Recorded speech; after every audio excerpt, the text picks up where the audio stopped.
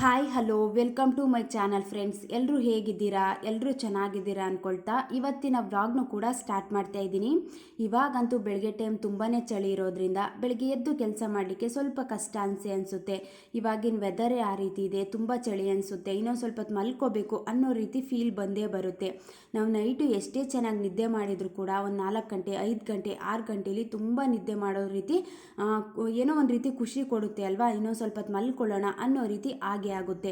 ನಮ್ಮ ಬಾಡಿ ಒಂದು 5 to 6 hours ತುಂಬ ಡೀಪ್ ಸ್ಲೀಪಲ್ಲಿದೆ, ರೆಸ್ಟಲ್ಲಿದೆ ಅಂದಾಗ ಸಡನ್ನಾಗಿ ಎದ್ದು ಕೆಲಸ ಮಾಡೋದಕ್ಕೂ ಕೂಡ ಸಪೋರ್ಟ್ ಅಂತೂ ಕೊಡೋದಿಲ್ಲ. ಆ ಟೈಮಲ್ಲಿ ಆ ರೀತಿ ಅನಿಸುತ್ತೆ, ಇನ್ನೊಂದು ಸ್ವಲ್ಪ ಹೊತ್ತು ಮಲ್ಕೊಳ್ಳೋಣ, ಖುಷಿ ಸಿಗುತ್ತೆ ಅನ್ನೋ ರೀತಿ ಫೀಲ್ ಬಂದೇ ಬರುತ್ತೆ. ಬಟ್ ಎದ್ದು ಕೆಲಸ ಮಾಡ್ಲಿಕ್ಕೆ ಸ್ಟಾರ್ಟ್ ಮಾಡಿಕೊಂಡಾಗ ಆರಾಮಾಗಿ ನಾವು ಕೆಲಸನೂ ಕೂಡ ಮುಗಿಸ್ಕೋಬೋದು. ಎದ್ದೋಳೋ ತನಕ ಸ್ವಲ್ಪ ಕಷ್ಟ ಅನಿಸುತ್ತೆ. ಮನುಷ್ಯನ ಗುಣನೇ ಈ ರೀತಿ ಅಲ್ವಾ. ಏನೋ ಒಂದು ಒಳ್ಳೆಯದು ಅಂದಾಗ ನಾವು ಅದನ್ನು ಅನುಸರಿಸ್ಕೊಳ್ಳೋದಕ್ಕೆ ಸ್ವಲ್ಪ ಕಷ್ಟ ಆಗ್ತಿದೆ, ನನ್ನ ಕೈಲಿ ಆಗ್ತಿಲ್ಲ ಅನ್ನೋ ರೀತಿ ಅನ್ಕೋತೀವಿ. ಬಟ್ ಏನೋ ಒಂದು ಬ್ಯಾಡ್ ಹ್ಯಾಬಿಟ್ಸು, ಅದು ಕೆಟ್ಟದ್ದು, ಅದನ್ನು ಫಾಲೋ ಮಾಡೋದು ಬೇಡ ಅಂದರೂ ಕೂಡ ಅದನ್ನೇ ಫಾಲೋ ಮಾಡ್ಕೊಳ್ಳೋ ರೀತಿ ಅಭ್ಯಾಸ ಮಾಡ್ಕೊಬಿಟ್ಟಿರ್ತೀವಿ. ಇವಾಗ ಏನೋ ಲೇಟಾಗಿ ಮಲ್ಕೊಂಡು ಲೇಟಾಗಿ ಎದ್ದೇಳೋದು ಒಂದು ಬ್ಯಾಡ್ ಹ್ಯಾಬಿಟ್ಸು. ಬಟ್ ಅದೇ ಒಂದು ರೀತಿ ಖುಷಿ ಕೊಡುತ್ತೆ, ಏನೋ ಒಂದು ರೀತಿ ನನಗೆ ಆರಾಮ್ ಅನಿಸುತ್ತೆ, ನನಗೆ ಏನೋ ಒಂದು ಮನಸ್ಸಿಗೆ ನೆಮ್ಮದಿ ಕೊಡುತ್ತೆ, ಖುಷಿ ಕೊಡುತ್ತೆ ಅಂದ್ಬಿಟ್ಟು ಅದನ್ನೇ ಫಾಲೋ ಮಾಡಿಕೊಂಡು ಹೋಗ್ತಿರ್ತೀವಿ. ಬಟ್ ಒಳ್ಳೆ ಹ್ಯಾಬಿಟ್ಸು, ಗುಡ್ ಹ್ಯಾಬಿಟ್ಸು, ಬೆಳಗ್ಗೆ ಬೇಗ ಎದ್ದೇಳೋದು, ಬೇಗ ಮಲ್ಕೊಳ್ಳೋದು ಗುಡ್ ಹ್ಯಾಬಿಟ್ಸು ಅಂದಾಗ ಅದನ್ನು ಫಾಲೋ ಮಾಡಲಿಕ್ಕೆ ಸ್ವಲ್ಪ ಕಷ್ಟ ಆಗ್ತಿದೆ, ನನ್ನ ಕೈಲಿ ಆಗ್ತಿಲ್ಲ ಅನ್ನೋ ರೀತಿ ಒಂದು ಲೇಜಿನೆಸ್ ಅನ್ನೋದು ಬಂದುಬಿಡುತ್ತೆ. ಯಾವುದು ಒಳ್ಳೆಯದು ಅದನ್ನು ಫಾಲೋ ಮಾಡೋದು ಸ್ವಲ್ಪ ಕಷ್ಟ ಆಗುತ್ತೆ. ಬ್ಯಾಡ್ ಹ್ಯಾಬಿಟ್ಸ್ ಮಾತ್ರ ನಮಗೆ ಗೊತ್ತಿಲ್ಲದೇ ಅದನ್ನು ಫಾಲೋ ಮಾಡ್ಕೋತಾ ಬಂದುಬಿಟ್ಟಿರ್ತೀವಿ. ಒಂದಿಷ್ಟು ಒಳ್ಳೆಯ ಹ್ಯಾಬಿಟ್ಸ್ನ ನಾವು ಈ ಅಭ್ಯಾಸಗಳನ್ನ ಫಾಲೋ ಮಾಡ್ಕೋತಾ ಹೋದಾಗ ಎಷ್ಟೇ ಚಳಿ ಇದ್ದರೂ ಕೂಡ, ಏನೇ ನಮಗೆ ಪ್ರಾಬ್ಲಮ್ ಇದ್ದರೂ ಕೂಡ ಕರೆಕ್ಟಾಗಿ ನಾವು ಬೆಳಿಗ್ಗೆ ಬೇಗ ಎದ್ದು ನಮ್ಮ ಪಾಡಿಗೆ ನಾವು ಕೆಲಸನೂ ಕೂಡ ಸ್ಟಾರ್ಟ್ ಮಾಡ್ಕೋಬೋದು. ನಾನು ಕೂಡ ಫಸ್ಟು ಒಂದು 6 ಗಂಟೆಗೆ 7 ಗಂಟೆಗೆಲ್ಲ ಎದ್ದು ಕೆಲಸ ಮಾಡಲಿಕ್ಕೆ ಹೋಗ್ತಿದ್ದೆ. ಅಂದರೆ ಕರೆಕ್ಟಾಗಿ ಟೈಮ್ಗೆ ಕೆಲಸ ಆಗ್ತಿರಲಿಲ್ಲ, ಏನೋ ಒಂದು ರೀತಿ ನನಗೆ ಖುಷಿ ಅನ್ನಿಸ್ತಿರ್ಲಿಲ್ಲ. ಇಷ್ಟೊಂದೆಲ್ಲ ನಿದ್ದೆ ಮಾಡ್ತಿದ್ದೀನಲ್ಲ, ಇಷ್ಟು ನಿದ್ದೆ ಮಾಡಿ ಏನು ಉಪಯೋಗ? ಒಬ್ಬ ಮನುಷ್ಯನಿಗೆ ಒಂದು 7 to 8 ಅವರ್ಸು ಅದಕ್ಕಿಂತ ಒಳಗಡೆನೇ ನಿದ್ದೆ ಮಾಡಿದ್ರೆ ಬೆಸ್ಟು ಅಂದಾಗ ಅತಿ ಹೆಚ್ಚು ನಿದ್ದೆ ಮಾಡಿದಷ್ಟು ಒಂದು ರೀತಿ ಲೇಜಿನೆಸ್ ಬರುತ್ತೆ, ಸೋಂಬೇರಿತನ ಬರುತ್ತೆ, ಮನಸ್ಸಿಗೆ ಏನೋ ಒಂದು ರೀತಿ ಫ್ರೀ ಅಂತ ಅನಿಸಲ್ಲ, ಇನ್ನೊಂದು ಸ್ವಲ್ಪ ಹೊತ್ತು ಮಲ್ಕೊಳ್ಳೋಣ ಅನ್ನೋ ರೀತಿ ಆಗ್ತಿರುತ್ತೆ. ಕೆಲಸದ ಮೇಲೆ ಕಾನ್ಸಂಟ್ರೇಷನ್ ಅನ್ನೋದು ಹೋಗ್ಬಿಟ್ಟಿರುತ್ತೆ ಅಲ್ವಾ. ಆವಾಗ ನಾನು ಅಂದ್ಕೊಂಡಿದ್ದು ಒಂದು ಸಲ ಅದು ಯೋಚನೆ ಮಾಡಿ ನೋಡಿದಾಗ ಕರೆಕ್ಟ್ ಟೈಮ್ ಕೆಲಸ ಮುಗಿಸ್ತಿದ್ದೀನ, ಹಸ್ಬೆಂಡ್ಗೆ ಟೈಮ್ ಕೊಡ್ತಿದ್ದೀನ, ಫ್ಯಾಮಿಲಿಗೆ ಟೈಮ್ ಕೊಡ್ತಿದ್ದೀನ, ಮಕ್ಕಳನ್ನ ಸರಿಯಾಗಿ ನೋಡ್ಕೊತಿದ್ದೀನ, ಮಕ್ಳಿಗೆ ಸರಿಯಾಗಿ ಓದಿಸ್ತಿದ್ದೀನ, ಒಂದಿಷ್ಟು ಎಲ್ಲ ಯೋಚನೆ ಮಾಡಿ ನೋಡಿದಾಗ ನನಗನ್ಸಿದ್ದು ಕರೆಕ್ಟ್ ಟೈಮ್ ನನಗೆ ಬೆಳಗ್ಗೆ 4 ಗಂಟೆಗೆ ಎದ್ದರೆ ಇಷ್ಟೆಲ್ಲ ನಾನು ಚೆನ್ನಾಗಿ ಬ್ಯಾಲೆನ್ಸ್ ಮಾಡ್ಕೋಬೋದು. ಹೌಸ್ ವೈಫ್ಗಳಿಗೆ ಈ ರೀತಿ ಬೆಳಗ್ಗೆ ಬೇಗ ಎದ್ದೇಳೋದ್ರಿಂದ ಎಷ್ಟೊಂದು ಯೂಸಸ್ ಇದೆ ಅಂದರೆ ಎಲ್ಲ ಚೆನ್ನಾಗಿ ಕೆಲಸ ಮುಗಿಸ್ಕೋಬೋದು. ಹೌಸ್ ವೈಫ್ ಆಗಲಿ ವರ್ಕಿಂಗ್ ವುಮೆನ್ಸ್ ಆಗಲಿ ಬೆಳಗ್ಗೆ ಬೇಗ ಎದ್ದೇಳೋದು ಗುಡ್ ಹ್ಯಾಬಿಟ್ಸೇ. ಒಂದು ಹೆಲ್ತ್ ವೈಸ್ ಆಗಿರ್ಬೋದು, ಕೆಲಸದ ವೈಸ್ ಆಗಿರ್ಬೋದು, ಒಂದು ಫ್ಯಾಮಿಲಿಗೆ ಟೈಮ್ ಕೊಡುವಂಥ ಅಭ್ಯಾಸಗಳಾಗಿರ್ಬೋದು, ಇದೆಲ್ಲ ಚೆನ್ನಾಗಿ ನಾವು ನಿಭಾಯಿಸ್ಕೋಬೋದು. ಟೈಮ್ ಇಲ್ಲ ಅಂತ ತುಂಬ ಜನ ಹೇಳ್ತಿರ್ತಾರೆ.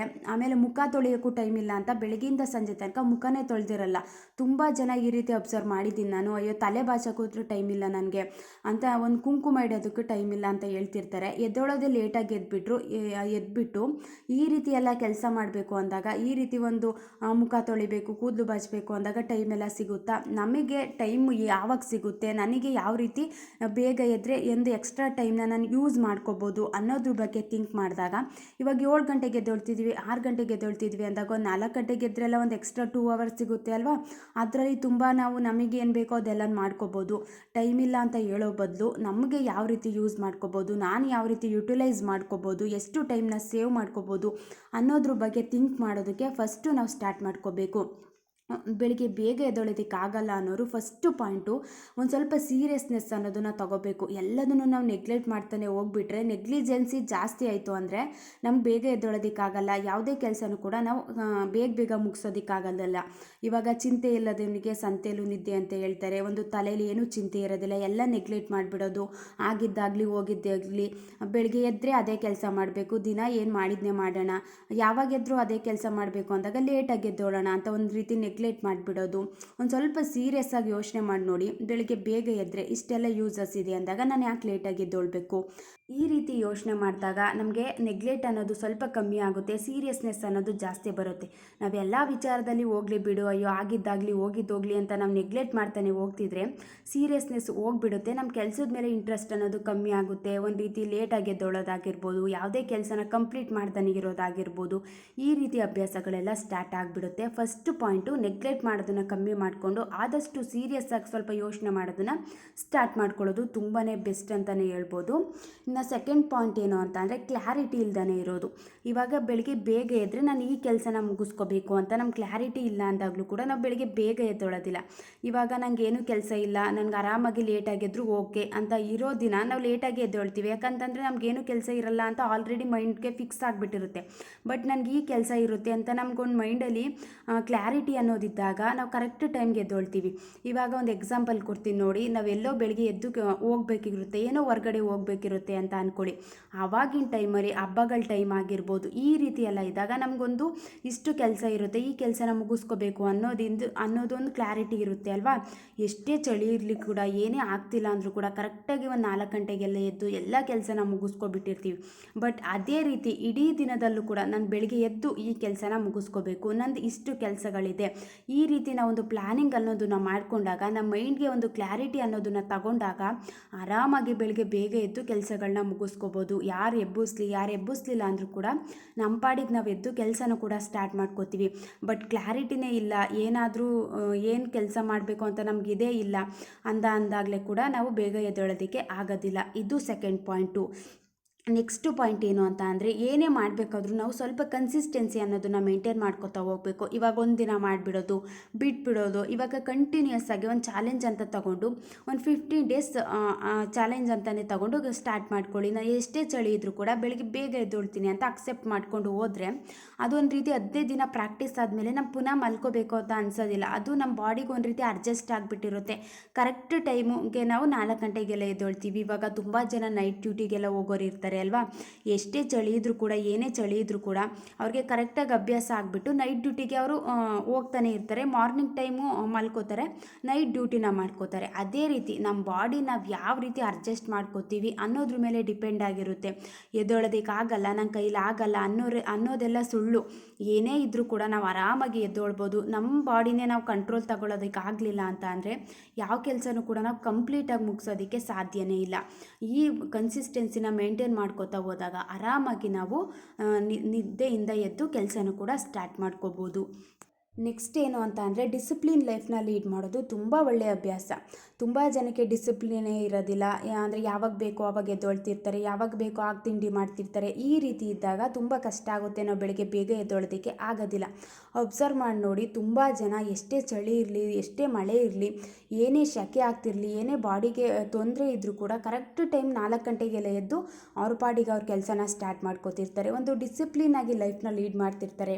ಇಷ್ಟೇ ಟೈಮ್ಗೆ ಈ ಕೆಲಸನ ಮುಗಿಸ್ಕೋಬೇಕು, ಈ ಟೈಮ್ಗೆ ನಾನು ತಿಂಡಿ ಮಾಡಬೇಕು, ಈ ಟೈಮ್ಗೆ ನಾನು ಹೊರಗಡೆ ಹೋಗಿ ಕೆಲಸನ ಮುಗಿಸ್ಕೊಂಡು ಬರಬೇಕು ಅಂತ ಕರೆಕ್ಟ್ ಒಂದು ಟೈಮ್ನ ಸೆಟ್ ಮಾಡ್ಕೊಂಡಿರ್ತಾರೆ. ಈ ರೀತಿ ಇದ್ದಾಗ ಏನೇ ಚಳಿ ಇರಲಿ, ಏನೇ ಆಗ್ತಿಲ್ಲ ಅಂದರೂ ಕೂಡ ಕರೆಕ್ಟ್ ಟೈಮ್ಗೆ ಎದ್ದು ಕೆಲಸನ ಮುಗಿಸ್ಕೋಬೋದು. ಇವಾಗ ನಾವು ಚೆನ್ನಾಗಿ ಕೆಲಸ ಮಾಡ್ತಿದ್ದೀವಿ, ಇವಾಗ ಮನೇಲಿ ಅಮ್ಮ ಚೆನ್ನಾಗಿ ಕೆಲಸ ಮಾಡ್ತಿದ್ದಾರೆ ಅಂದಾಗ ಮನೇಲಿ ಮಕ್ಕಳು ಕೂಡ ಸೇಮ್ ಅದೇ ರೀತಿ ಕಲ್ತ್ಕೋತಾರೆ. ನಾವು ಅಮ್ಮನ ನೋಡಿ ಹೇಗೆ ಕಲಿತೀವೋ ನಮ್ಮ ನೋಡಿ ಕೂಡ ಮಕ್ಕಳು ಅದೇ ರೀತಿ ಕಲ್ತ್ಕೋತಾರೆ. ಬೆಳಿಗ್ಗೆ ಬೇಗ ಎದ್ದೇಳ್ತಿದ್ರು, ನಾನು ಕೂಡ ಬೇಗ ಎದ್ದೇಳೋಣ, ಬೆಳಿಗ್ಗೆ ಬೇಗ ಎದ್ದು ಎಲ್ಲ ಕೆಲಸನ ಮುಗಿಸ್ಕೋತಿದ್ರು. ಮಕ್ಕಳನ್ನ ಓದಿಸೋದಾಗಿರ್ಬೋದು, ನಮಗೆಲ್ಲ ಟೈಮ್ ಕೊಡ್ತಿದ್ರು, ಬೇರೆ ಕೆಲಸನೂ ಕೂಡ ಚೆನ್ನಾಗಿ ಮಾಡ್ತಿದ್ರು, ಹೊರಗಡೆ ಹೋಗಿ ಕೆಲಸ ಮಾಡ್ತಿದ್ರು. ವರ್ಕಿಂಗ್ ವುಮೆನ್ಸ್ ಆದರೆ ಹೊರಗಡೆ ಹೋಗಿ ಕೆಲಸ ಮಾಡುವಂಥ ಸಿಚುವೇಶನ್ನು ಇರುತ್ತೆ. ಮನೇಲೂ ಕೂಡ ಕೆಲಸ ಮಾಡಿಕೊಂಡು ಎಲ್ಲನೂ ಬ್ಯಾಲೆನ್ಸ್ ಮಾಡ್ತಿದ್ರು. ನಾನು ಕೂಡ ಅದೇ ರೀತಿ ಮಾಡಬೇಕು ಅಂತ ಒಂದು ಒಳ್ಳೆ ರೀತಿಲಿ ಕಲ್ತ್ಕೋತಾ ಹೋಗ್ತಾರೆ ಅಲ್ವಾ.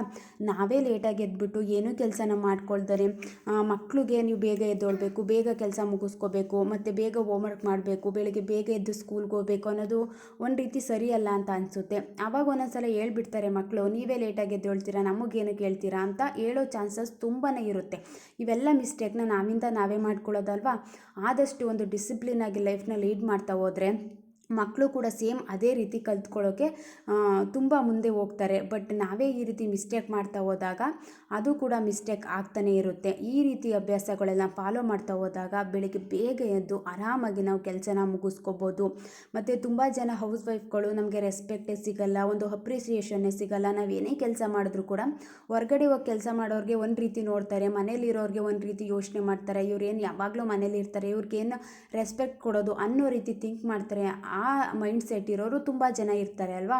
ನಾವು ಈ ರೀತಿ ಅಭ್ಯಾಸಗಳನ್ನ ಸ್ಟಾರ್ಟ್ ಮಾಡಿಕೊಂಡಾಗ ಬೆಳಿಗ್ಗೆ ಎಲ್ಲರೂ ಎದ್ದೊಳಕ್ಕಿಂತ ಮುಂಚೆ ಎದ್ದು ಕೆಲಸನ ಮಾಡ್ಕೊಳ್ಳೋದಾಗಿರ್ಬೋದು, ಎಲ್ಲನೂ ಮುಗಿಸ್ಕೊಂಡು ಬೇಗ ಬೇಗ ಅಡುಗೆ ಕೆಲಸ ಆಗಿರ್ಬೋದು, ಕರೆಕ್ಟ್ ಟೈಮ್ಗೆ ಎಲ್ಲನೂ ಮುಗಿಸ್ಕೊಳ್ಳೋದಾಗಿರ್ಬೋದು, ಈ ರೀತಿ ಅಭ್ಯಾಸಗಳನ್ನ ಫಾಲೋ ಮಾಡ್ತಾ ನೋಡಿ ನಿಮಗೆ ತಾನಾಗೆ ರೆಸ್ಪೆಕ್ಟ್ ಅನ್ನೋದು ಬಂದುಬಿಡುತ್ತೆ. ನಾವು ಬಯಸೋದು ಒಂದು ರೀತಿ ಆದರೆ ನಮಗೆ ಬಯಸ್ತಾನೆ ಬರುತ್ತಲ್ಲ ಎಷ್ಟು ಖುಷಿ ಕೊಡುತ್ತೆ ಅಂದಾಗ ನಮ್ಮ ಕೆಲಸ ಏನಿದೆ ಅದನ್ನು 100% ಮಾಡೋಣ.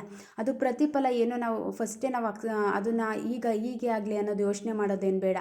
ಏನಾಗುತ್ತೋ ಅದಾಗಲಿ, ನನ್ನ ಕೆಲಸ ಏನಿದೆ ಅದ್ರ ಮೇಲೆ ಒಂದು 100% ಎಫರ್ಟ್ ಹಾಕೋಣ ಅನ್ನೋ ರೀತಿ ಯಾವಾಗ ನಾವು ಕೆಲಸನ ಮುಗಿಸ್ಕೋತೀವಿ, ರೆಸ್ಪೆಕ್ಟು ತಾನಾಗೇ ಬರುತ್ತೆ, ಒಂದು ಅಪ್ರಿಷಿಯೇಷನ್ ಅನ್ನೋದು ತಾನಾಗೇ ಸಿಗುತ್ತೆ. ಎಷ್ಟು ಖುಷಿ ಕೊಡುತ್ತೆ ಲೈಫಲ್ಲಿ ಅಂತ ಅಂದರೆ ಈ ರೀತಿ ಒಂದು ಅಭ್ಯಾಸಗಳನ್ನ ಫಾಲೋ ಮಾಡ್ತಾ ನೋಡಿ, ಯಾರೇ ಎಬ್ಬಿಸ್ಲಿಲ್ಲ ಅಂದರೂ ಕೂಡ ನಮಗೆ ನಾವೇ ಎದ್ದು ಆರಾಮಾಗಿ ಕೆಲಸನ ಮುಗಿಸ್ಕೋತೀವಿ.